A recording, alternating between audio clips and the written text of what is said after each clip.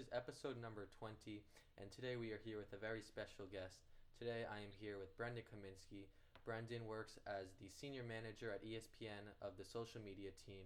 Brendan, it is so nice to have you on the show, and I'm so excited because today we are talking all about the NBA. Toby, thanks for having me. Flattered to be a guest, and excited to chat. Of course. So, Brendan, could you just tell the viewers, if some of them don't really understand your job title, of what you do on a normal basis? What does your job entail? Yeah, so as you mentioned, I'm a senior manager at ESPN on our social media team, and I lead our talent social initiative. So I lead our talent social strategy, working with our personalities to help them with content production, anything related to social media channels. So think Facebook, Instagram, Twitter, now a little bit of TikTok as that's emerged. So it's just working with them to show them, what works well on social media, some of the best practices that we've adopted on the brand side. So from our at ESPN social media handles, at SportsCenter, NBA, NFL, etc., and then creating a better lines of communication between both sides. And I also oversee what we're doing on social media with some of our studio shows, such as First Take and Get Up, Hmm. and I love it. That's awesome. Well, based on everything I've seen on social media about Michael Jordan, the documentary, I'm very excited. Um, Yeah, I hear so that's launching soon. yeah, it's very soon. So I'm very excited to watch that. So basically, we'll just talk about the NBA. We could just talk about the NBA for a bit. Act like this season isn't suspended, and we could act like we could talk about the MVP. We could talk about some teams that we were surprised on, et cetera, et cetera. Um, Yeah, sorry to interrupt. Let me first say I am. I've got big shoes to fill because I know you just interviewed Frank I Isola, did, who's my guy, I and did. Frank's a legend, especially in the New York space. So he's going to be a much better guest than me, but I'll do my best. 100%. I told Frank, I said, Frank, you're the first person I've interviewed that I've really been nervous for because I've been following Frank for a while. Um, so he thought that was funny. Um, Cool. but so my first question for you, which is probably like the most talked about thing, is if the NBA season did continue, it most likely won't. But if it did continue, and both LeBron and Giannis stayed on their same paths, who did you think was going to win MVP? Yeah, it's a really good question. Um, as someone who roots for LeBron and gets excited to see him win and try to win as many championships as possible, I was looking forward to the prospect of LeBron taking the MVP this year. I think that we saw towards the end of the season of what we've seen so far, he's been phenomenal. The Lakers were on a very hot streak. So had the regular season continued, doesn't look like it is at this point, but who knows? Uh, LeBron, I think, had a good chance. I think that you just can't take it away from Giannis at this point, and I think that Giannis would be my answer. It was a tight race. I just think that Giannis's full body of work, if you look at his statistics, if you look at how much they've dominated, I don't have the PER and all the Mm-hmm. analytics in front of me at the moment, but I just think that it would be. I think it would, as much as it's great to, in theory, just give it to LeBron because people argue he could be the MVP every season and all the incredible things that the Lakers have done this year. My vote's going to Giannis. Well, I actually agree with you on that. So, I think LeBron was having a very strong run, especially with Giannis going out. I think he hurt his knee against them actually. So I think LeBron was beginning to go on a run. There was like 16-ish games left. So you never really know. We'll most likely never know. But I think there was a chance. But I think at that point, if the season was the games we played, I think Giannis would be the winner. Just because I think he brought his team to a crazy amount of wins in a crazy amount of time. I think they were projected to be around 70 games which is really a lot. I know like we just witnessed Golden State winning 73 and they were a powerhouse for a while, but 70 wins in the NBA is a lot of wins. I think that's starting to be underappreciated. But I think Giannis was really um, the major focal point of the team, obviously, and he was dropping 30, 10, and 5 a game while also maybe being the defensive player of the year, which is crazy to think about because I think Giannis would have been finalist for both. And I think he honestly had a good chance for both. I think Giannis is one of like the most impactful defenders. When you look at a team, I think he impacts that Bucks defense so much just because he's so lengthy and can do so much on the court to help. He could guard the five, he could guard the four, the three, the two, and maybe even like the ones from time to time. So I think his versatility, his awareness, his footwork that he's been working on. I think everything.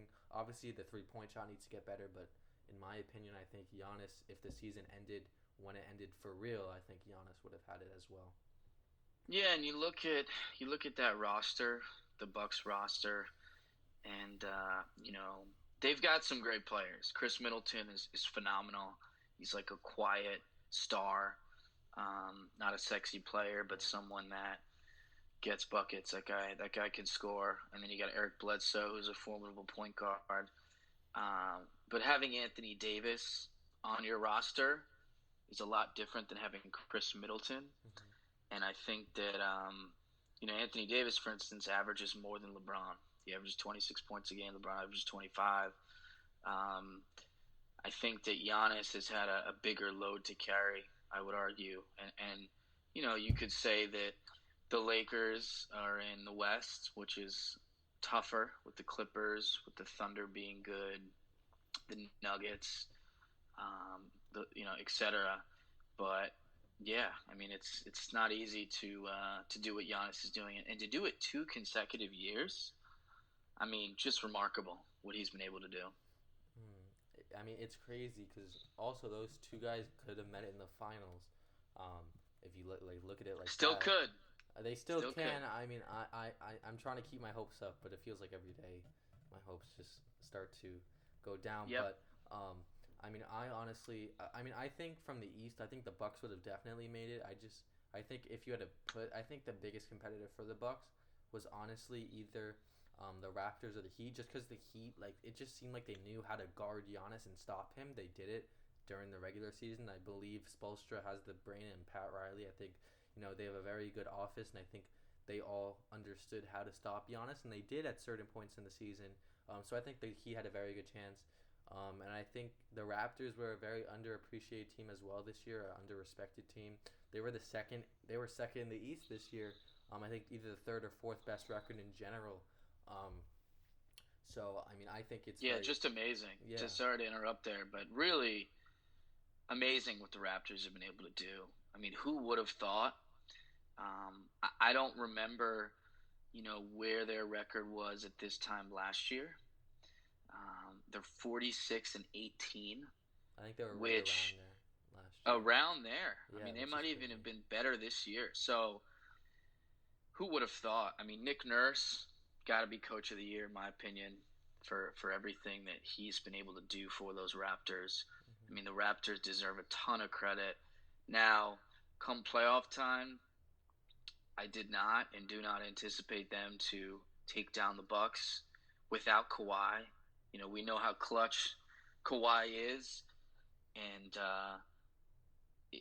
I think it would have been a massive feat if the Raptors were able to go back to the NBA Finals, losing arguably the most, you could argue, the most clutch player in the NBA right now. So I did not anticipate the Raptors to come out of the East.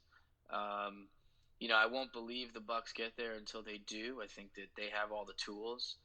But last year during the playoffs, Giannis Giannis kind of choked. I mean, he had a great regular season, but he Hmm. got stopped. They got stopped Yeah. by the Raptors, and Giannis look. He's still young in the NBA.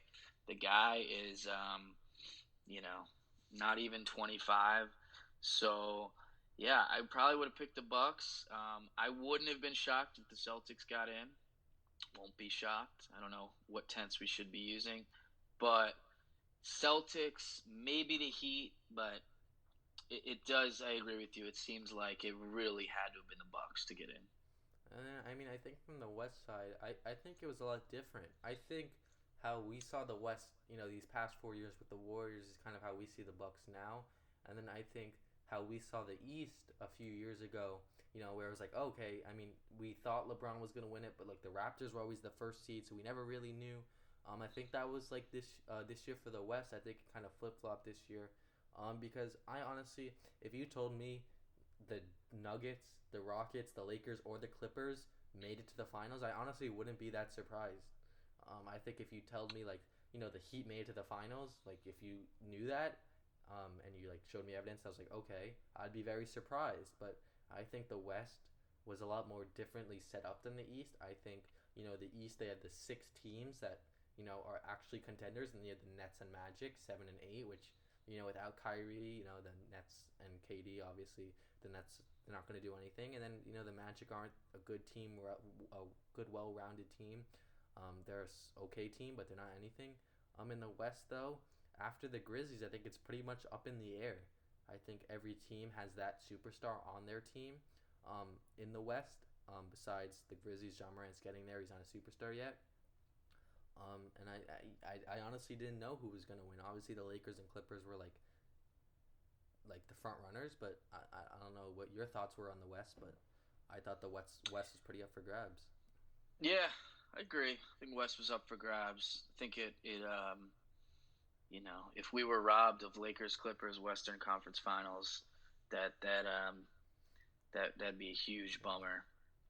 I do think that push comes to shove, I don't see the Thunder really getting to the finals. I think what Chris Paul has done Yeah. is amazing. Mm-hmm. It's up there with what the Raptors have accomplished as far as just like the holy crap, like I did not see this coming heading into the Right. 2019 NBA season. But I would say Lakers, Clippers, Nuggets. You can't rule them out. I mean they've been record wise almost as good as the Clippers. Right. So yeah, I really ultimately I would have been shocked if it wasn't an LA team that came out of the West, but it definitely is open. And with the Rockets, who knows if they figured it out? Russell Westbrook has been on fire. He's been as good as anyone in the league. Over the last 2 months. When he was actually playing when the NBA was going on. So Mm-hmm. there definitely is a lot more intrigue when it comes to the West, and it's been that way for years. Yeah, so I kind of want to curve away from the playoffs right now because I do have a hypothetical question for you. Um, Yep. so I wouldn't say it's hypothetical. I guess it's just like a question that you decide the answer to it. But the Nets, I think the Nets are in a very they're in a situation by I think that KD and Kyrie have kind of taken over the organization, and I think this summer is going to be a big deal breaker for them. As in, are they going to get a third superstar and trade away their young guys, or are they going to keep what they have right now and try to make a run in these next few years? There've been rumors that they might go after Serge Ibaka, or they might trade for Brad Beal. So if you were Sean Marks, what what route do you think you would go down? Do you think you would try to get KD and Kyrie another superstar and trade away a Levert, a Dinwiddie, a Jarrett Allen, like a Bradley Beal, for example? Maybe you could package that, or would you try to stick with the team that you got? Yeah, I'm not convinced. Well, first I'd say it's too hard to know how the team is going to gel because we haven't seen Kyrie and KD play together. Right. We don't know. They're both very unpredictable. Um, Kyrie has definitely rubbed some locker rooms the wrong way. We've seen that in the past. Um, I don't know if I don't know if they should prioritize getting someone over the summer. I think they have a lot of young talent. They really between Dinwiddie and Levert. Dinwiddie, you could argue. I don't think he was an All Star this year, but he was close. I think you could say that Yeah, Dinwiddie was close. he averaged 20, Uh, which is very yeah, he good. averaged right. He averaged 20. You got the veteran presence in DeAndre Jordan. Certainly, he's past his peak. and it's not the DeAndre Jordan of his younger days when he was on the Clippers. Um, I think they have a lot of pieces, and I think if you've got Kevin Durant and Kyrie Irving with these pieces in the East, especially, I think you can figure it out, or you should be able to, rather. So, I mean, look, you get a name like Bradley Beal, you know, that guy's an all-star. That guy, one of the best offensive weapons in the NBA, one of the best shooters, really dominant. He had some really strong games early this season. I feel like he had one where he dropped close to 60. So yeah, you get a name like Bradley Beal, that helps. Now, do you know their cap situation? I'm not aware off the Um, top of my head. so I know they're going to be in cap trouble just because they obviously signed KD, Kyrie, DeAndre Jordan this summer. Um, I know Spencer Dinwiddie got his extension already. I think it was like an $11 million extension, so he's locked up. Karis LeVert, I also think he got an extension. I could look right now, but I'm pretty sure he got an extension as well. Um, Yeah. yes, So yeah, I 3 year. mean, while you're looking that up, and I'll try to do as well. I don't. I think that they have a lot of pieces. Like you got Kevin Durant and Kyrie Irving. Both should be fully healthy next year. Now, KD, you could argue, will never be the same. Um, but I don't know. I'm not convinced that they need to get another piece. And Kyrie, I know, said that Hmm. earlier this year, and it rubbed some people the wrong way because they do have a lot of talent on their roster. So yeah, what do you think? Well, okay, so how I see it is, I'm just worried in general because you're already starting to see the presence of KD and Kyrie in the organization, right? Because they got rid of Kenny Atkinson out of nowhere, who really didn't do anything wrong, Yep. and that was all rumored to be. Nothing's obviously fact, but it was all rumored to be, KD, Kyrie wanting a real coach, a coach that has experience, a coach that maybe has won a ring or at least made the finals before, like a quote unquote Tyronn Lue, which is Kyrie's Irving close friend. Um, but I think it's honestly going to depend on what KD and Kyrie want. Like the Nets haven't really, since Vince Carter hasn't really had that. I mean, you had Brooke Lopez, you had Deron Williams, who was good for a bit, but like this is like Brooklyn's like the first time having like two like they had Jason Kidd. They had good teams in 2003, 2002, but since then like this is one of the teams where it's like you have two superstars on your team. Kyrie can be a superstar when he's not infecting locker rooms. He dropped 27 a game this year, which is pretty good. So even though he didn't play a lot, obviously, but I think that the team is gonna realize that KD and Kyrie are gonna call the shots. Karis LeVert's not gonna be like, "Yo, KD, like, calm down" or whatever. So I think it's all. I think they'll get a new blue chip type coach that like a Tyronn Lue that has experience, maybe a Mark Jackson. And I think if KD and Kyrie think that they need another guy, which obviously Kyrie thinks, I think they'll try to get it. I don't think they need to as well. I think Karis LeVert. I think a lineup with 3 minutes left in the finals of a Spencer Dinwiddie, Kyrie Irving, Karis LeVert, Kevin Durant, either Jarrett Allen or DeAndre Jordan, is a lineup that could win you the finals. I honestly think so, and I think they have a pretty good bench. You have Joe Harris. You have, I think his name is like Rodney Krukis. You have some of those guys, and you'd have either Jarrett Allen, DeAndre Jordan off the bench as well. So I think they have the pieces. Um, but if they want to go all in and try to get that third superstar, I wouldn't be opposed to it. If you could get a Bradley Beal for a Karis LeVert, Spencer Dinwiddie, Jarrett Allen package, I mean Bradley Beal, Kevin Durant, Kyrie Irving is a very nasty offense.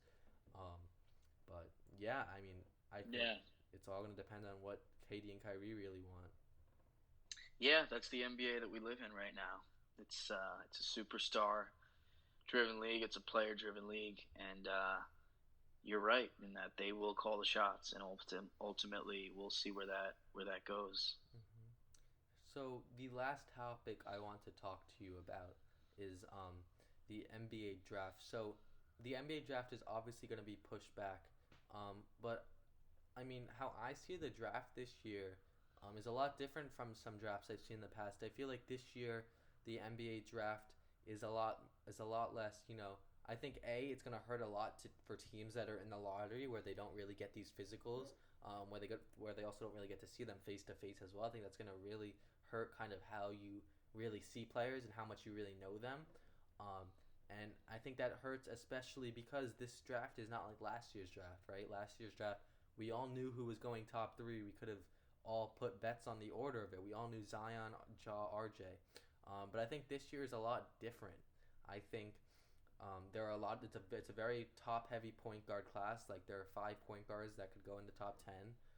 They won't all go top 10, but it's like you don't know which one's gonna go where. And then I feel like with the number one pick, I think it will be Anthony Edwards. Just because of the rumors that a lot of teams aren't really into James Wiseman. They don't know a lot about him. Obviously, he played 3 games in college at Memphis. But I think it'll be Anthony Edwards, honestly. I think he has the most well-rounded game. But honestly, I think this is a very complicated draft, especially because this is the first time. Maybe I don't know every single draft, but maybe in forever where it's going to be a lot different because of the virus. And I think it's not like last year where you didn't need a virus to tell you who the number one pick is. You knew last year was going to be Zion, at the end of March Madness. So I'd like to hear your thoughts on the draft as well and how you think it's different than others. Yeah, so you're right. The draft is totally different this year, especially different from last year. The virus is one major factor. The timing of the draft most certainly will be pushed back. But beyond that, this whole year, it's been filled with uh, guys that people don't really know, or even if they know some of them, they have nowhere near the stardom. I mean, look, Zion is a generational superstar, a generational talent. So it's but even comparing to previous drafts, you just DeAndre Ayton, people knew Marvin Bagley, People, just looking at Ben Simmons, DeAndre Ayton. I think most of these past draft classes had been like at least like a few days before or like a week before. I think everyone like gets a feeling of who the number one pick is going to be, based on rumors. But from what I've seen, like this year, it seems like every day it's a different rumor about a different player not being liked or being liked. So it's like I don't even know who to trust, who's gonna yeah. go up, who's gonna go down. Well, you're right. You're right in that Anthony Edwards has been at the top of mock drafts since the beginning of the college season, and he still is at the top of mock drafts. Um, but I think it's just disappointing that for a variety of reasons, it's disappointing we didn't have March Madness. But a big one is a lot of these kids get their stardom from March Madness. A lot of these kids get exposed to the nation through March Madness. DeAndre Fox, certainly he played for Kentucky, powerhouse program. Well, seeing him play in these big games, seeing him play in the tournament, elevated the appreciation for him and the popularity for him, so that when he went to the NBA, there was more of an understanding of who this kid is. That the video I'll never forget of him and Malik Monk crying in the locker room after they lost, and I believe it was the Elite Eight to UNC. I think it was. Um, you know, I think it was Luke May. I think that was the game where Luke May hit the shot. I'm a Tar Heel, so I remember the Tar. I believe I'm right. If I'm wrong on that, I apologize. But I think that was the one. But my larger point is a lot of these kids just didn't have that opportunity, and so a lot of these guys we don't know. I mean, James Wiseman, like you said, played 3 games. He's going to be a top 3, top 5 pick. I don't know anything about the guy, and I don't know if he's good. I don't, his popularity, whatever. Like Right. Daniel Otero,